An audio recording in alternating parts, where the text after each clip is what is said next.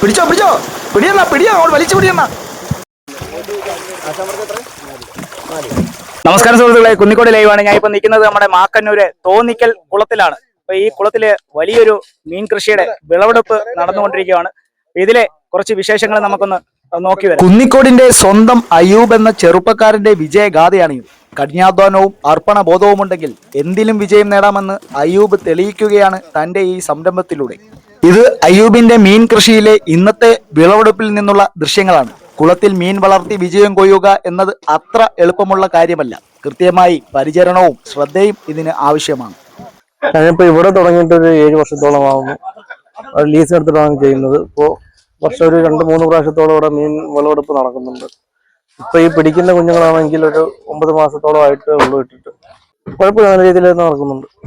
നിലവിലിപ്പോ 2 കുളമാണെന്നുള്ളത്. ഒന്ന് വീടിന്റെ ഭാഗത്തൊരു കുളം കൊണ്ടുണ്ട്, കൂരാൻകുളം. കുഞ്ഞുങ്ങൾ ഇത് ഇനിയും പിടിക്കാൻ മീനുകൾ കിടപ്പുണ്ട്. ഈ വലുതിന് മാത്രമാണ് ഇപ്പോൾ എടുക്കുന്നത്, ചെറുതിനെ തിരിച്ചു വിടുകയാണ് ചെയ്യുന്നത്.